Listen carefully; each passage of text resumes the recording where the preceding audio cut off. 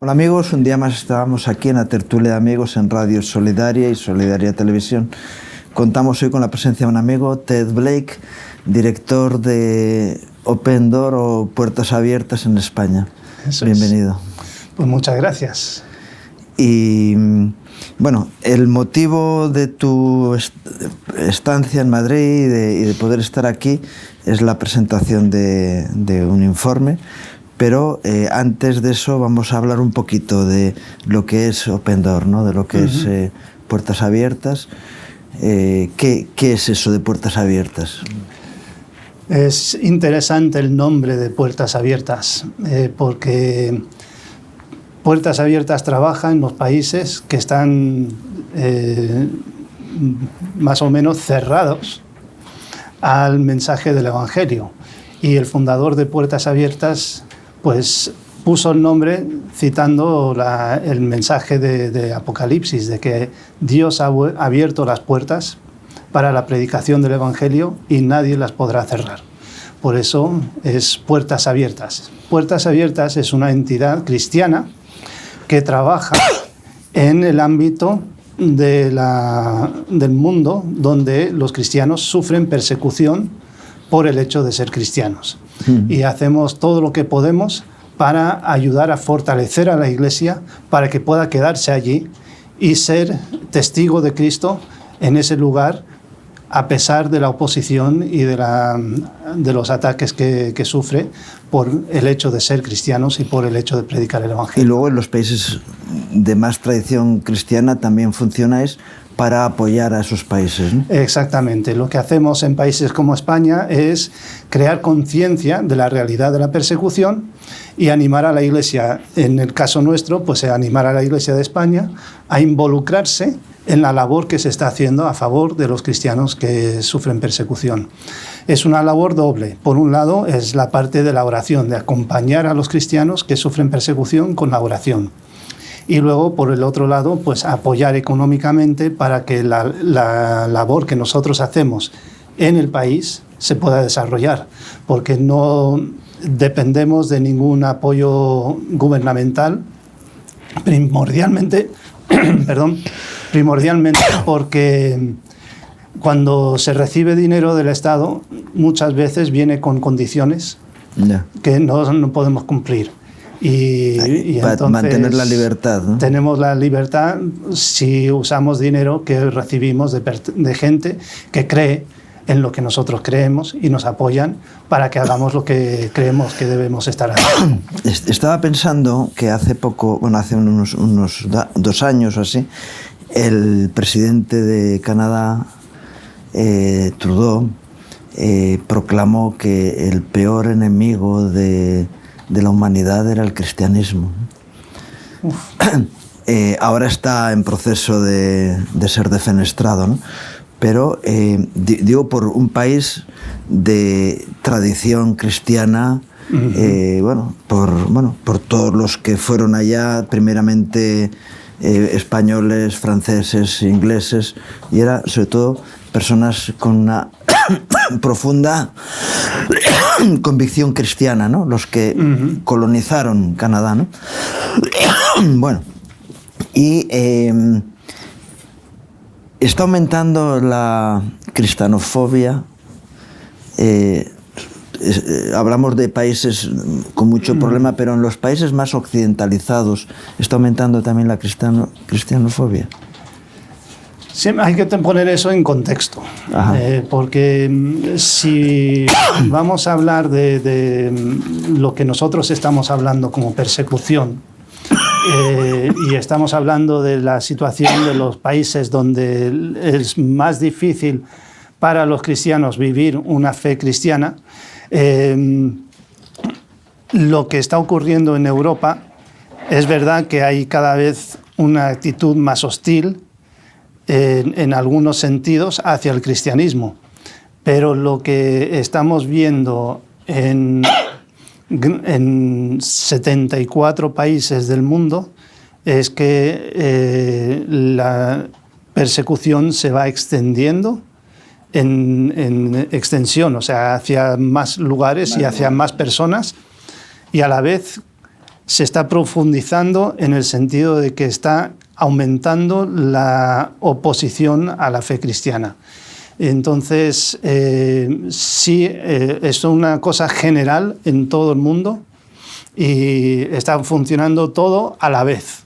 Entonces, lo que estamos viendo en estos países donde hay gran cantidad de persecución, hay algo más en Occidente, pero lo que realmente estamos viendo es que las cosas siguen empeorando. Aumentando la presión contra el cristianismo. Sí. Antes de entrar en antena, ¿no? Estábamos hablando, ¿por qué un colectivo como el colectivo cristiano, que en principio son personas de bien, que buscan el bien, que participan responsablemente en la sociedad, ¿por qué recibe tanta persecución el cristianismo?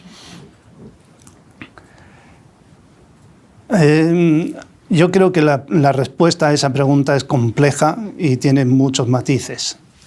Pero creo que la respuesta más sencilla y más directa, mucho de lo que tiene que ver con la fe cristiana es el hecho del mensaje en sí, de que aunque es un mensaje de amor, es un mensaje de paz, es un mensaje de vida, pero es un mensaje que confronta a las personas con su realidad. Y cuando tú tienes un mensaje que dice que Jesús vino para darnos vida y es por medio de Cristo el único camino que hay para llegar al Padre, entonces el que tiene otro camino tiene que confrontarse con ese camino y tomar una decisión.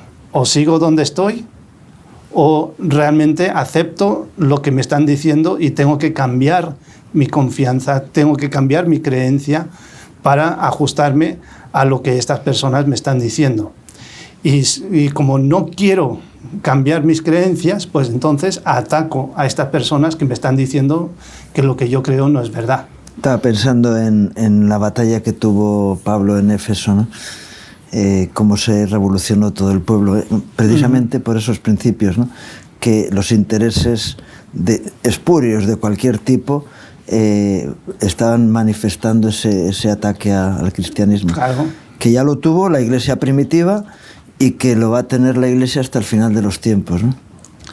Es lo que ha pasado. Jesús vino confrontando a los líderes judíos de su forma equivocada de creer en las cosas. Y él estaba explicándoles, esto lo habéis entendido mal, esto es así.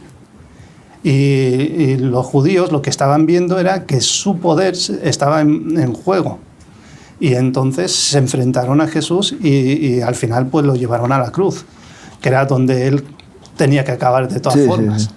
Pero que fue una cuestión de su poder lo que les impulsó a perseguir a Jesús.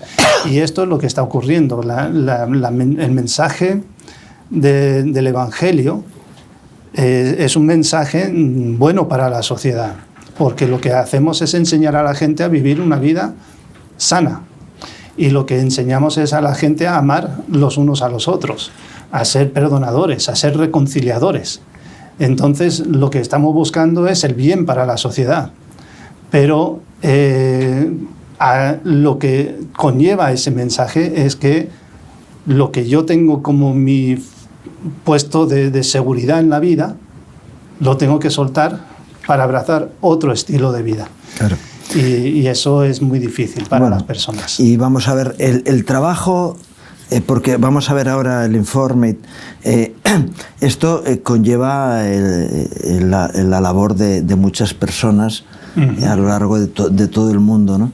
Es decir, hay un colectivo grande de personas que están... Porque para sacar datos hace falta ir al campo y trabajar las cosas, ¿no? Sí, Puertas Abiertas tuvo sus inicios en el año 55. O sea que este año cumplimos 70 años de trabajo, de apoyo a la iglesia perseguida. Y desde entonces hemos desarrollado relación con la iglesia en su país. Y entonces conocemos a las personas desde dentro y llevamos 70 años relacionándonos con la Iglesia que sufre persecución. Ajá. Y por lo tanto tenemos una red de relaciones que abarca pues millones de personas. Y esas son las personas que nos dicen la persecución es de esta manera.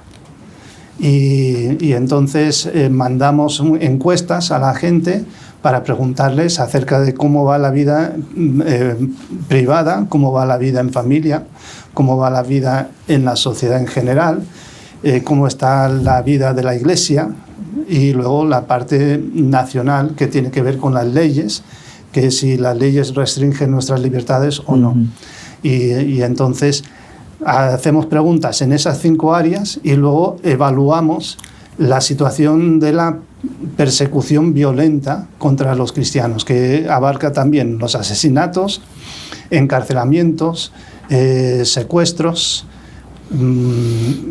matrimonios forzosos, secuestros o encierros en la casa y diferentes tipos de violencia de ese tipo, amenazas de muerte.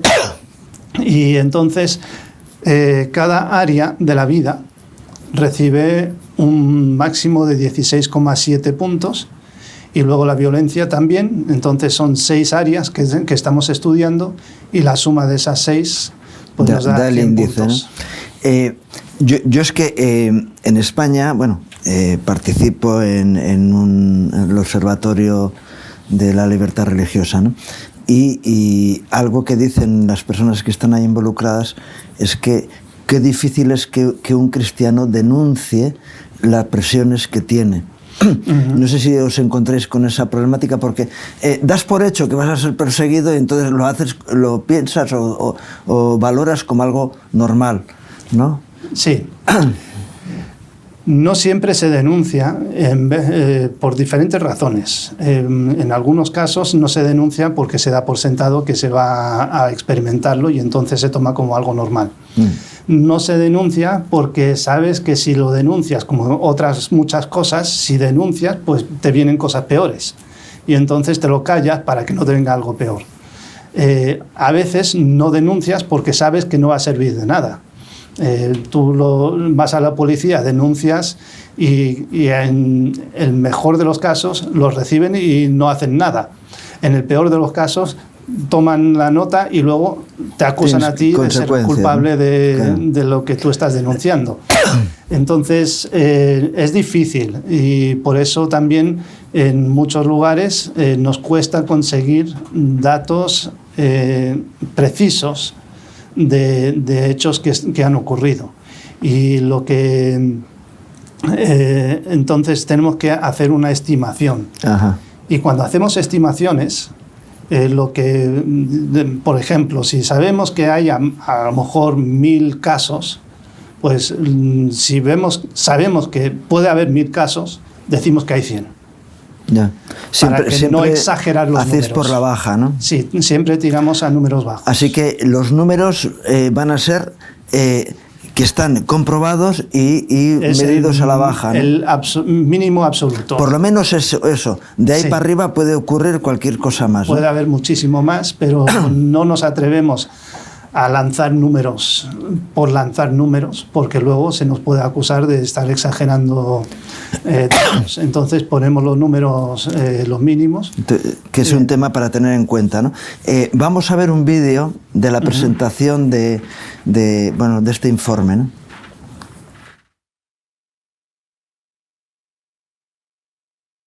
Adoran mientras están siendo vigilados, evangelizan a aquellos que quieren arrestarlos, oran por sus enemigos y perdonan a quienes los persiguen. Esta es la realidad de más de 380 millones de cristianos que son perseguidos y discriminados en todo el mundo. Ellos son hostigados por su propia familia, por su comunidad, sus gobiernos e incluso de sus autoridades. Sin embargo, perseveran con valentía y denuedo y no dejan de vivir su fe en Jesús. ¿Y tú? ¿Te atreverías a poner en riesgo tu libertad, tus relaciones y hasta tu propia vida por amor a Cristo? Todos los años, Puertas Abiertas realiza una investigación que evalúa la presión y la violencia que nuestros hermanos en la fe enfrentan simplemente por seguir a Jesús. La lista mundial de la persecución, un ranking que clasifica a los 50 países más peligrosos para los cristianos. Esta investigación revela claramente el aumento exponencial de la presión y la violencia contra los cristianos. Con la muerte de más de 4.400 seguidores de Jesús, 69% de ellos fueron asesinados en Nigeria.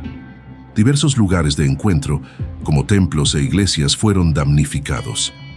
Más de 28.000 propiedades cristianas dañadas, saqueadas, incendiadas o incluso cerradas por motivos relacionados con la fe.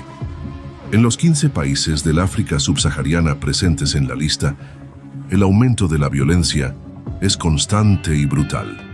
Un ejemplo es la entrada de la República del Chad al ranking 2025, como el segundo país donde la violencia más aumentó este año. Al igual que otras naciones de la región, Chad registra ataques de extremistas. Estos tienen como objetivo la vida y las propiedades de los cristianos, quienes son vistos como traidores y enemigos.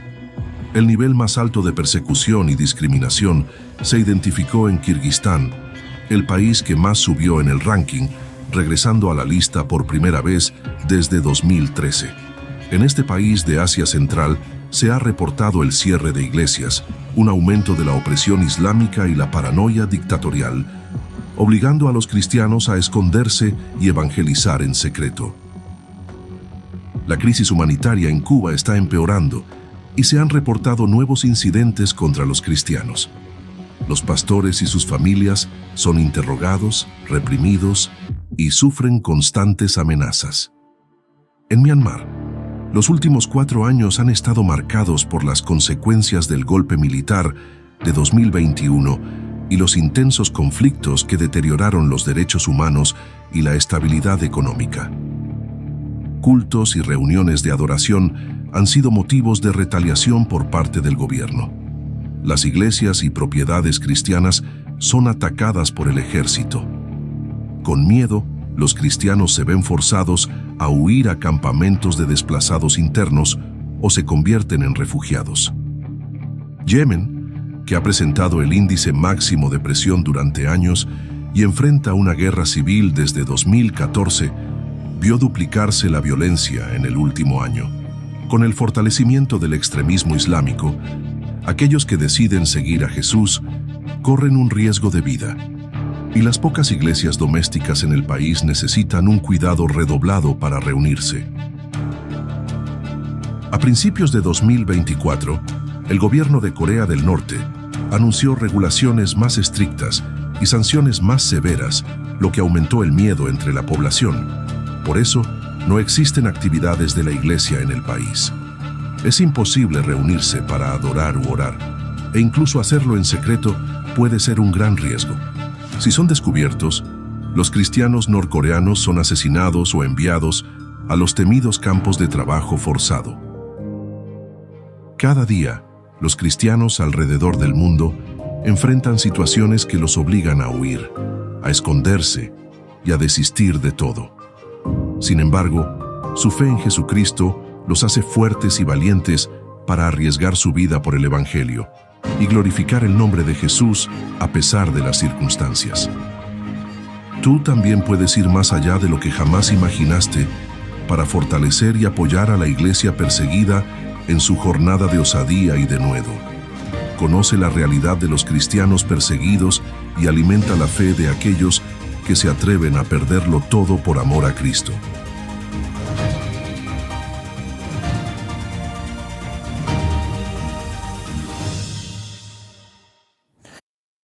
Según veíamos el vídeo, ¿no?, que hasta el año 300 y algo que se institucionalizó la Iglesia en el Imperio Romano, fueron constantes los tiempos de persecución, ¿no?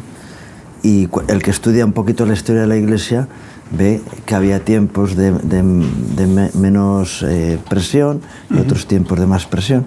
De hecho, bueno, los apóstoles tuvieron que huir de Jerusalén y eso supuso, de alguna forma, el bueno, el establecimiento del cristianismo en muchos lugares que si no, no hubieran llegado, ¿no? Y la iglesia era una iglesia pura, porque para ser cristiano había que pagar un precio alto, ¿no? Cosa que en Occidente muchas veces no ocurre, y hay mucha iglesia que es fácil ser cristiano, ¿no? Sí. De tal manera que en muchos lugares donde hay persecución, a mí me llamó mucho la atención en estas jornadas que propiciáis en noviembre, ¿no? Que bueno, que podemos hablar luego de ello, donde el testimonio de algunos dicen: no pidáis que nos quiten la persecución, pedir que tengamos gracia para poder soportar y mantenernos firmes en la fe, ¿no? Qué tremendo. Países como estábamos viendo, Corea del Norte. Dice, todavía hay cristianos en Corea del Norte después de tantos años. Es impresionante, ¿no? Que siga habiendo un pueblo que busca a Dios de una forma tan real, ¿no? Es impresionante Corea del Norte porque es un país donde no hay libertad. No hay libertad de ninguna clase. Entonces, el mero hecho de mencionar a Jesús, el nombre de Jesús, ya es causa suficiente para que acabes en un campo de esos de trabajo forzosos. Los padres no pueden hablar con sus hijos de su fe porque cuando son demasiado pequeños no lo entienden y pueden denunciar a sus padres sin darse cuenta. Cuando ya son suficientemente mayores para poder entender la diferencia, ya les han lavado el cerebro de tal forma que saben que tienen que denunciar a sus padres si se enteran de que sus padres son cristianos. Por lo tanto, compartir con tu familia que eres cristiano es altamente peligroso. Y luego salir a la calle y hablar con un vecino de tu fe, más todavía. Así que no hay libertad ninguna. Y aún así, mueren cristianos todos los años en campos de concentración. Hay cristianos que son arrestados constantemente. Se estima que hay unos 70.000 cristianos en campos de estos de trabajo forzosos. Y aún así, todos los años hablamos de entre 300.000 y 500.000 cristianos en Corea del Norte. ¿Cómo es posible? Pues es que se sigue convirtiendo la acción del Espíritu Santo, ¿no? Se sigue convirtiendo gente en Corea del Norte. Y estamos hablando de una iglesia que está totalmente oprimida y está creciendo quizás a la velocidad o más a prisa que la iglesia en España, donde no hay opresión de ninguna clase.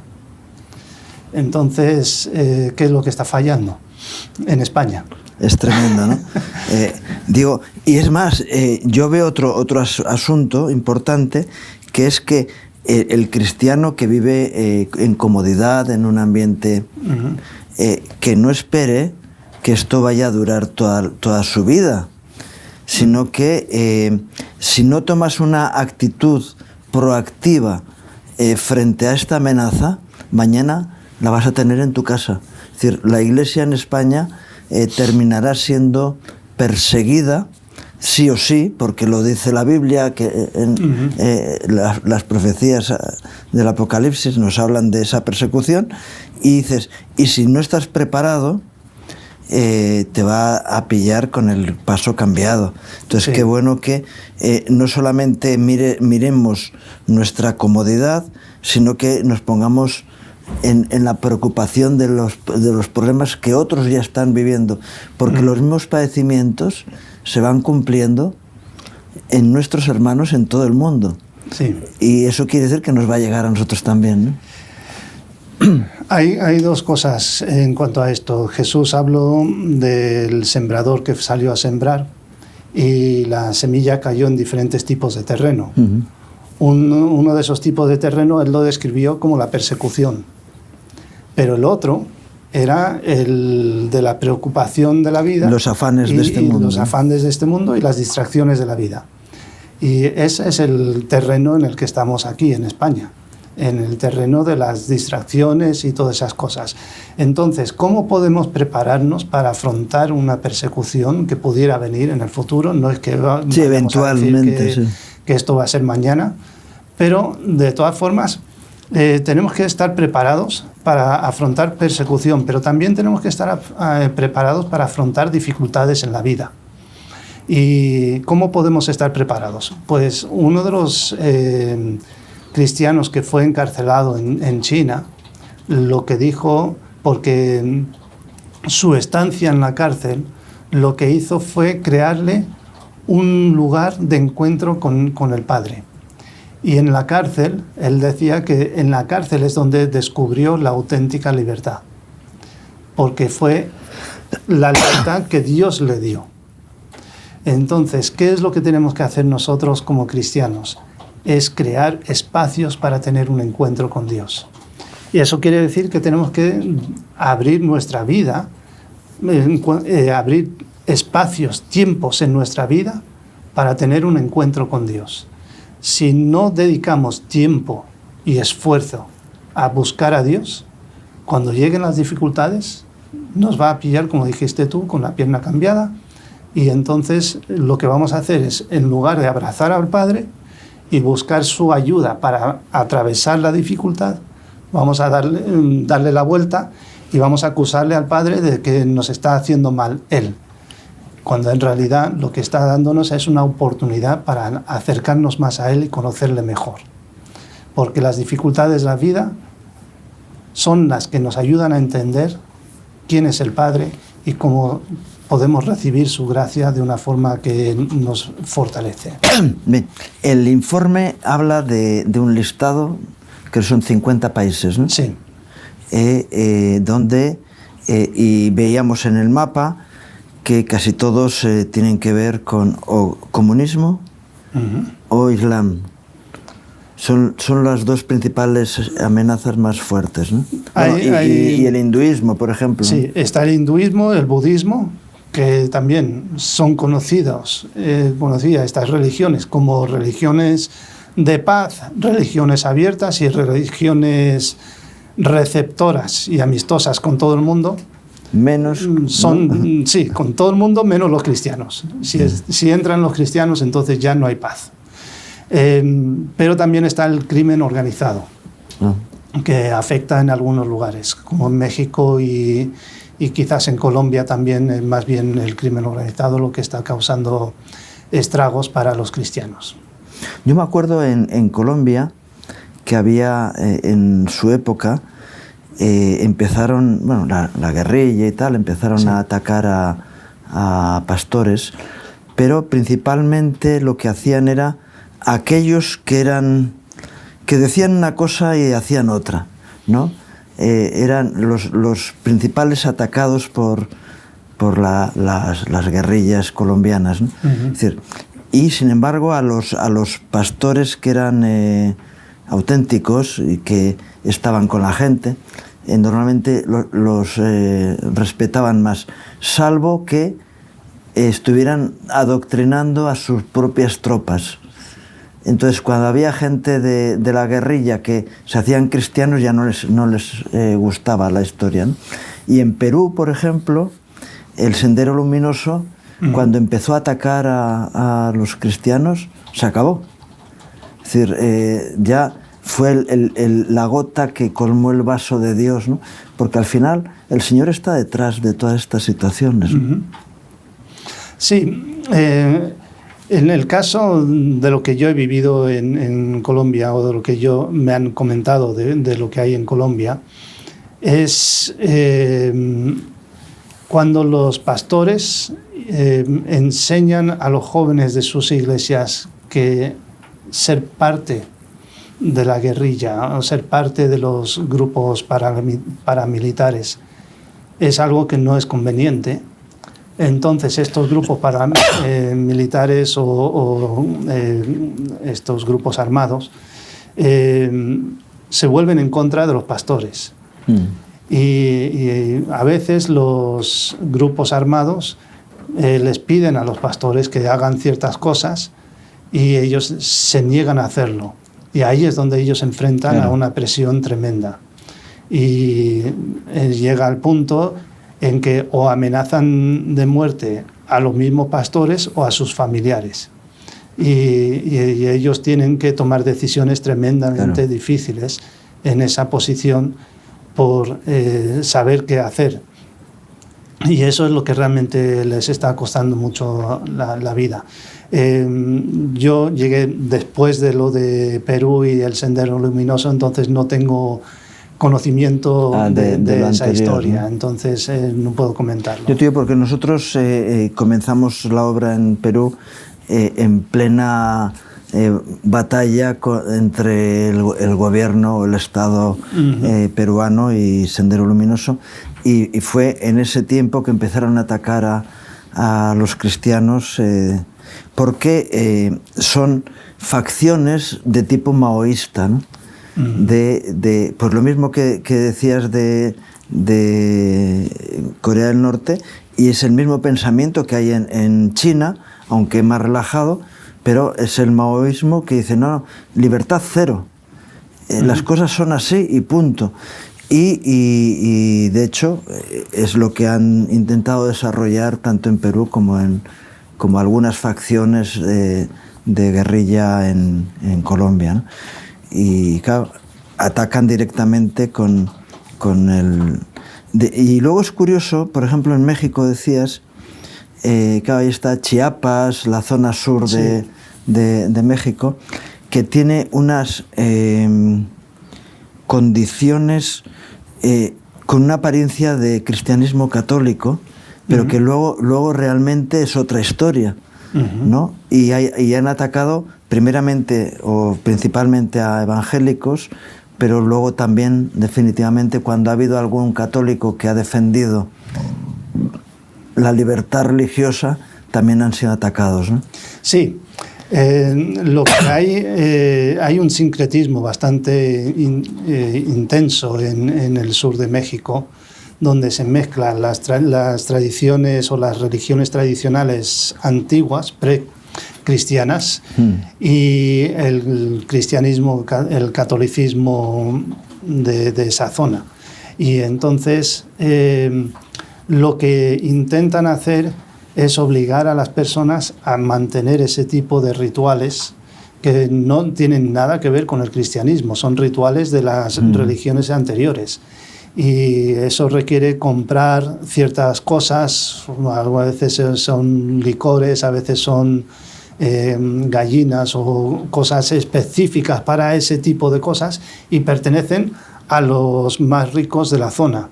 Y entonces ellos se enriquecen con la venta de estas cosas para luego llevar a cabo estos rituales que también llevan a la gente a estar sometida al liderazgo de la zona. Cuando uno se niega a participar en este tipo de cosas, inmediatamente lo que hacen es cortarles el suministro de agua. Si eso no es suficiente, entonces les expulsan de la comunidad y hacen que sea imposible que ellos vivan en esa comunidad. Y luego hay que luchar legalmente para que les permitan vivir allí. Y todo esto pues crea toda una serie de dificultades que están viviendo en el sur de México. Y luego está la otra parte todo el mercado de la droga, que si tú te enfrentas de cualquier manera por los principios cristianos al mundo de la droga, pues entonces también el crimen organizado va por ti. Hemos visto pastores que han perdido la vida simplemente por intentar frenar la actividad de sus jóvenes o de la gente en su iglesia en el mundo de la droga. Claro. Confrontas directamente con el status quo. Sí. Luego, no sé si está habiendo constantes cambios políticos en los países, ¿no? Si afecta directamente al cristianismo en los países o no tiene que ver con... Hay países donde la persecución viene del gobierno hacia abajo. Yeah. Y hay otros países donde la estructura social hace que la presión inicial está en la familia y va desde la familia hacia arriba. Y entonces depende mucho del tipo de país. Ahora, por ejemplo, los cambios que hubo en Afganistán, pues la salida del ejército occidental de Afganistán, pues eso creó una situación imposible para los cristianos y hubo una espantada de cristianos saliendo del país para evitar ser asesinados. Los pocos que quedaron ahora viven en una situación tan clandestina que ni siquiera los que buscan matar a los cristianos saben que están ahí. Y entonces eso lo que ha hecho es reducir el índice de violencia contra los cristianos, de tal forma que ahora, en vez de estar en el primer puesto de la lista de la persecución, está en el 10º. Claro. Pero es simplemente porque no hay tanta violencia contra los cristianos, pero la libertad no existe. Claro. Y es una persecución que tiene sus inicios a nivel de la familia. Corea del Norte, que es el otro, que es el más grande, pues es del gobierno hacia abajo. Y el gobierno es el que impone esa política.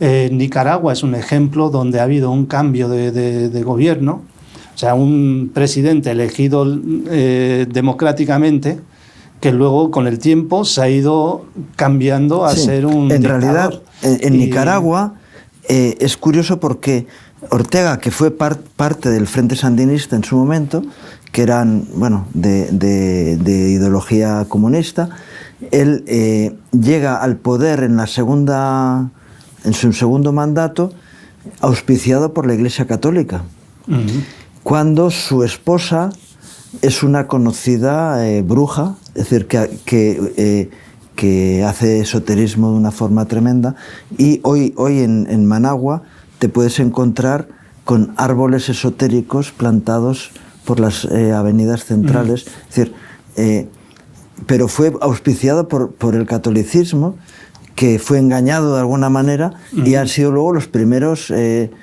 han recibido la persecución. Exactamente. Luego hay muchas iglesias evangélicas que están siendo perseguidas de una forma tremenda, y hay algunos que están siendo tolerados.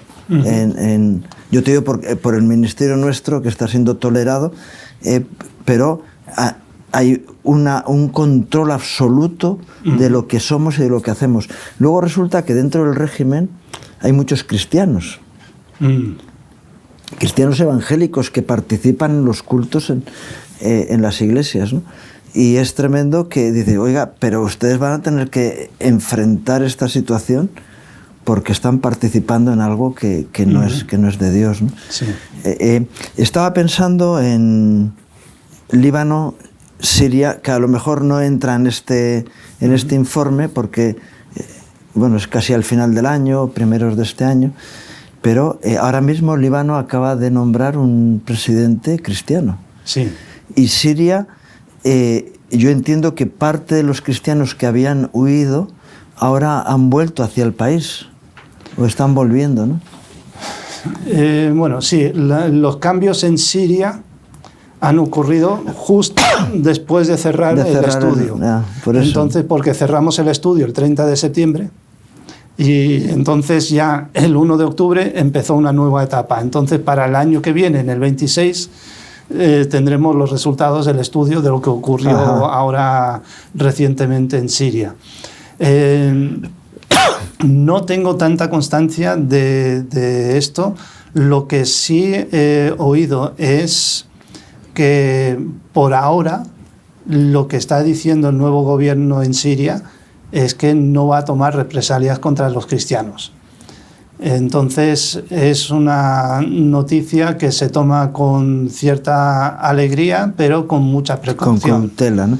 Porque precisamente muchos de los que estaban en contra del gobierno eran islamistas radicales que eran favorables a estos grupos como Al-Qaeda y otros similares, que lo que buscan es islamizar los países. Sí, y que no era Hezbollah, pero estamos en lo mismo, ¿no? Sí, sí, sí. Son los que estuvieron en Afganistán, concretamente, ¿no? Entonces, ahí hay una situación un poco de stand-by a ver cómo salen las cosas, ¿no? Estamos a la expectativa. Hay algunas indicaciones positivas, pero realmente tenemos que tomarlo con calma porque no sabemos realmente lo que va a ocurrir. Porque las iglesias más antiguas que hay en el mundo están en Siria y en Líbano, ¿no? Sí. Y por eso digo que un cambio de régimen en esos países puede aflorar a que la Iglesia, que las raíces cristianas siguen estando, como decías, hay una iglesia subterránea en muchos lugares, pero está ahí. Y cuando se levanta la presión empiezan a florecer otra vez, ¿no? Sí, exactamente. La iglesia en Siria ha sido diezmada. Había en torno a 1 millón de cristianos en Siria, cristianos de todas las ramas. Y ahora creo que quedan en torno a 100.000. Y la verdad es que ha habido cristianos que han vuelto a sus casas y lo que encontraron fueron ruinas. Claro. O sea, las casas estaban totalmente destruidas y tenían que volver a construir las casas, y luego pues las calles estaban todas destruidas y no había, o sea, tener un negocio pues tampoco tenía mucho sentido porque no había vecinos para tener compradores. Y por lo tanto es una situación muy difícil, y muchos cristianos se han visto muy desanimados porque no veían futuro para sus vidas en Siria, y por más que ellos quisieran vivir allí, no veían posibilidades de levantar cabeza en su país, y por eso se han ido a diferentes partes del mundo. Claro. Sí, sobre todo en Turquía había muchos que se quedaron ahí en mitad del camino, ¿no? Sí. Yo sé que en alguna ocasión, por lo menos, Open Door ha estado propiciando la construcción de casas, sí, para personas que habían perdido sus hogares y tal, ¿no? Es decir, no sé si estáis en esa labor ahí. Esto es parte de lo que estábamos haciendo en Siria, ayudando a que los cristianos pudieran quedarse, porque una de las labores nuestras, hay muchas veces que nos dicen, pues mira, hay un cristiano que está sufriendo persecución y quiere salir del país. Pues este no es nuestro negocio principal. O sea, nuestro negocio principal es ayudarles a quedarse. Claro. Y ayudarles a quedarse para luego ser lo que llamamos sal y luz, que es lo que Jesús decía. Entonces, construíamos casas precisamente con ese propósito. Y además de eso, dábamos microcréditos a los cristianos para que ellos puedan iniciar un pequeño negocio que les pudiera dar los ingresos que necesitan para sustentarse, para que no dependieran de donativos continuamente para vivir. Y entonces, esa es la línea de trabajo que hemos estado llevando a cabo en Siria, sobre todo. Hay otros lugares donde también hemos estado haciendo eso. Trabajamos ayuda humanitaria en los casos donde la ayuda humanitaria se da a todo el mundo menos a los cristianos. Ajá. Y cuando es así, pues entonces nosotros entramos y cubrimos las necesidades de los cristianos, porque hay grandes oportunidades para hacer cosas humanitarias en todo el mundo. Claro. Pero nuestro enfoque es ayudar a los cristianos perseguidos. Sois un canal de poder llevar la ayuda directamente a los que están sufriéndolo, ¿no? Sí. Que si son perseguidos o si son discriminados por su fe cristiana, entonces nosotros queremos estar allí. Ajá. Y darles la ayuda que ellos necesitan. Nuestros inicios fue llevar Biblias a los cristianos que no tenían acceso a una Biblia. Y esto fue... Con el muro de... Con el muro de Berlín, o con lo que llamábamos el telón de acero. Telón de acero. Y detrás del telón de acero pues entrábamos y llevábamos Biblias de contrabando.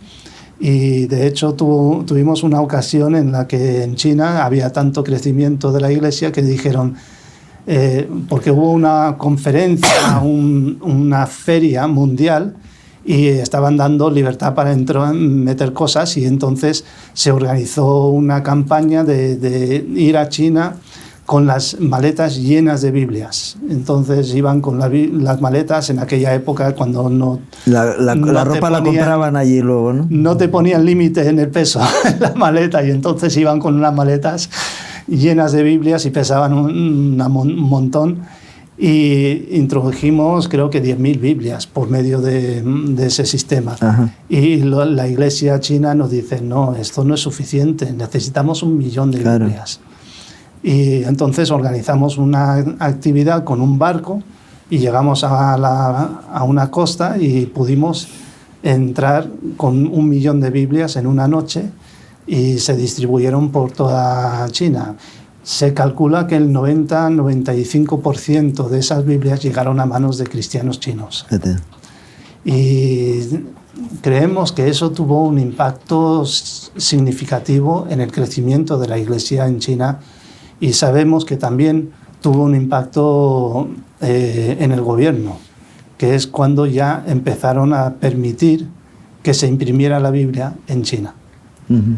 Y entonces son cosas que uno da pasos de fe, Claro. y luego ve los resultados de esas cosas. Entonces, esa fue una parte, pero luego vimos que las necesidades eran mucho mayores. Claro. Yo sé que siempre estáis anhelando ser recibidos en las congregaciones para que esto mismo que estamos hablando aquí lo podáis transmitir de una forma directa, ¿no? Sí. Si hay alguna iglesia que está interesada en que podáis acercaros, ¿cómo es el tema del contacto para poder contactar con vosotros, ¿no? Pueden ir a nuestra página web, puertasabiertas.org, y ahí ven todos los datos de contacto, ahí mismo nos pueden escribir. Tenemos un número de teléfono que pueden llamar, que es el 955-944-770. Es el 955-944-770. Y llamando a ese número, pues entonces pueden decir, queremos que vengan a nuestra iglesia y que a ver cómo y cuándo podemos estar allí en la iglesia. Entonces, que estáis abiertos a toda esa... Sí. Porque luego, antes hablar de oración y también apoyo tanto económico como de personal. Hay un cristiano que quiera ir a algún país a ayudar, o ¿hay posibilidades de hacer voluntariado de ese tipo? Lo que hay es la posibilidad de ir y hacer presencia. Y a veces pensamos, esto no tiene mucho...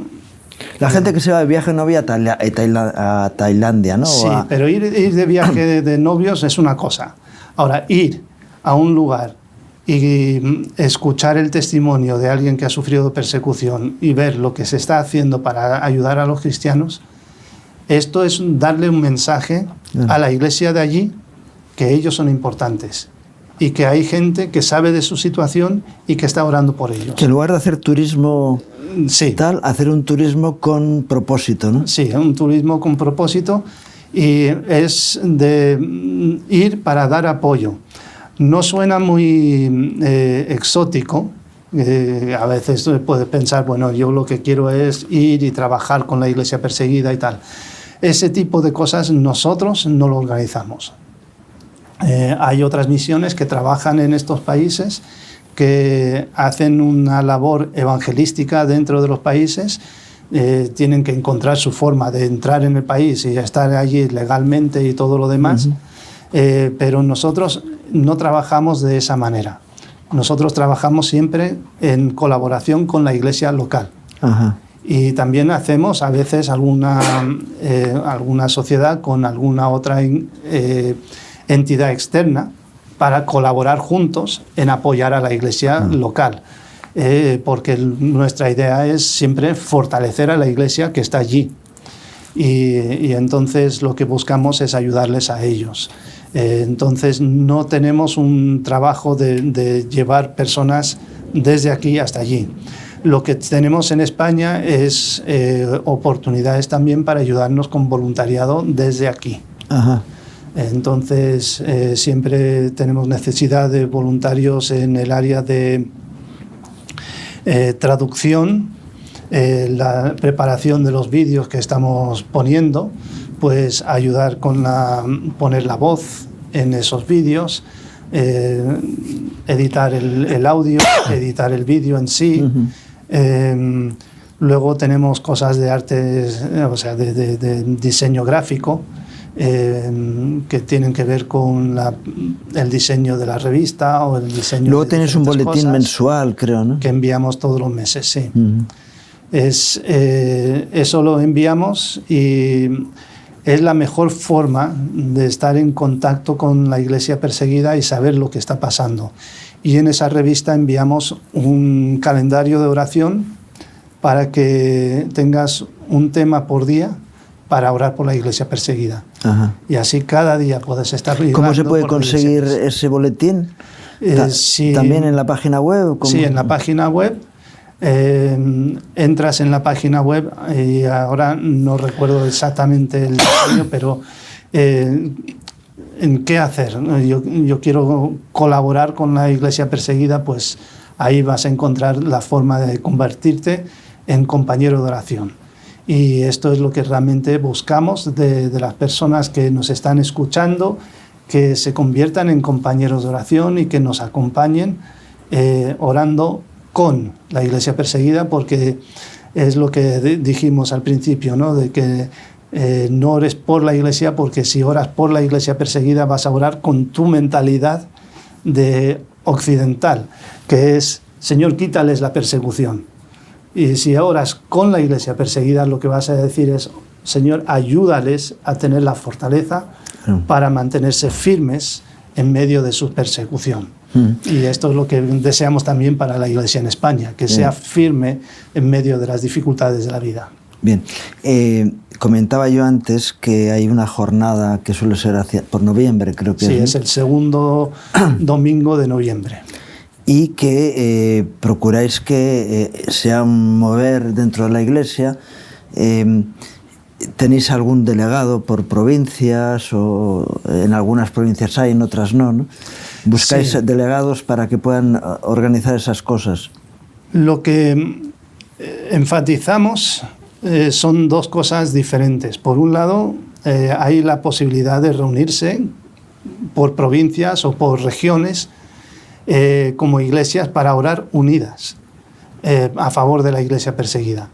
Luego, el domingo, lo que enfatizamos es que cada iglesia, en su propia congregación, pueda tener un tiempo de oración.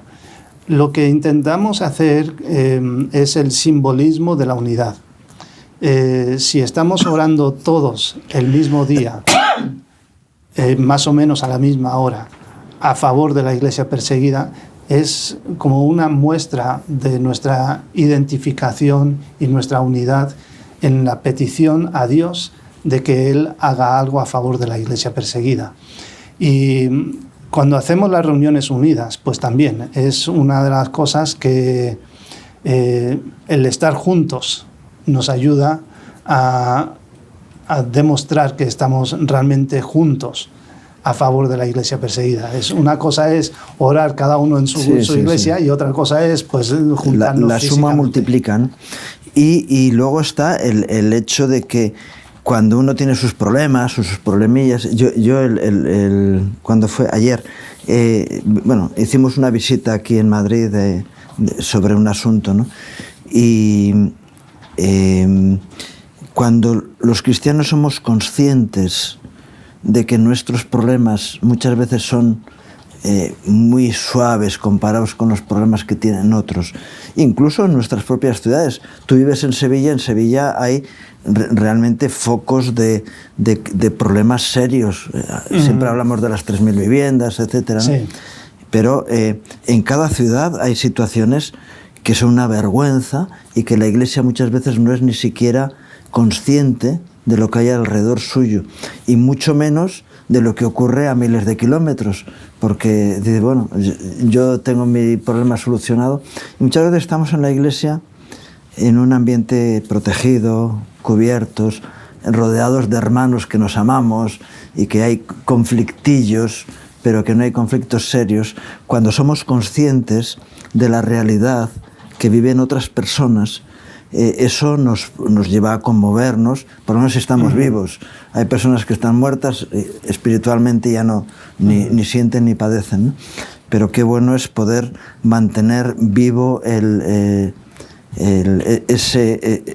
fuego, ¿no? de de ser conscientes de la realidad, y yo creo que esa jornada es buena para eso, para mantener.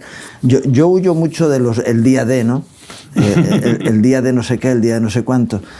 Todos los días tienen que ser el día de. Lo que es que se nos amontonan los asuntos, ¿no?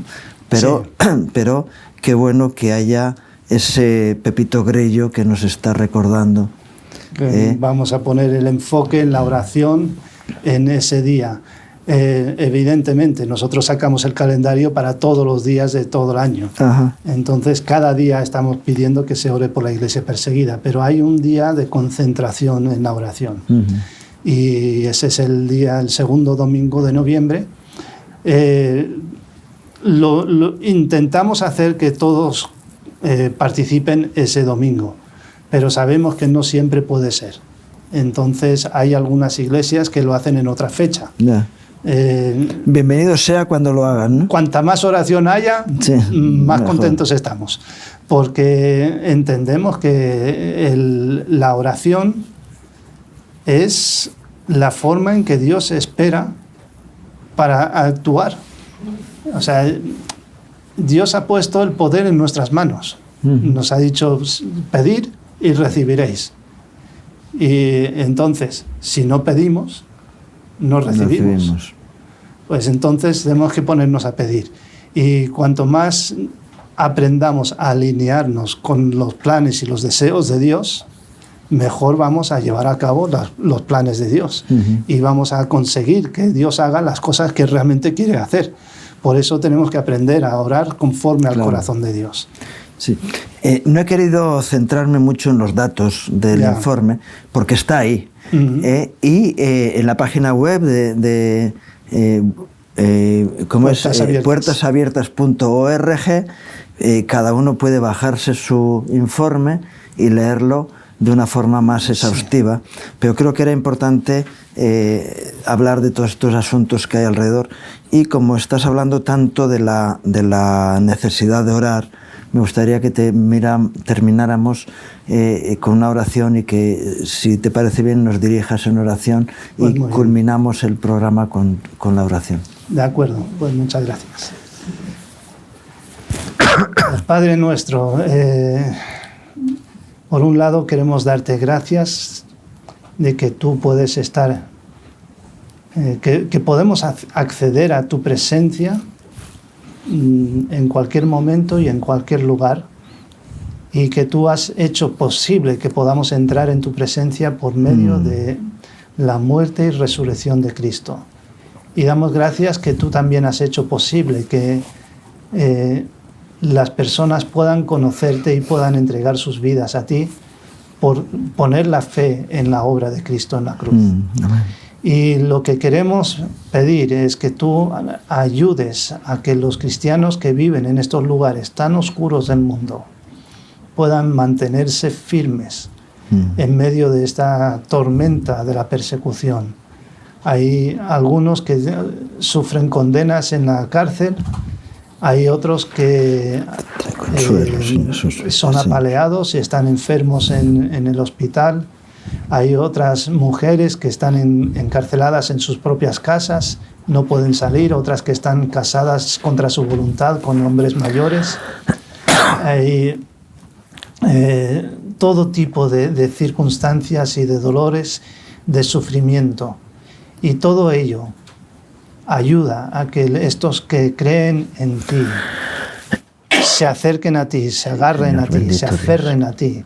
Que tú seas su refugio, su escondedero, su torre fuerte, su lugar de refugio y su fortaleza. Y por esa fe que ellos tienen en ti, se mantienen firmes en su vida y en su testimonio.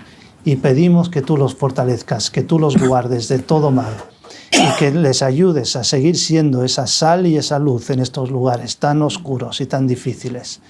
Y que también movilices a la iglesia que está en Occidente, que nos despiertes de nuestro dormir y que nos ayudes a ser conscientes de que podemos jugar un papel importante en la vida de nuestros hermanos que sufren persecución, simplemente interesándonos por ellos y orando por ellos para darles ese apoyo que necesitan.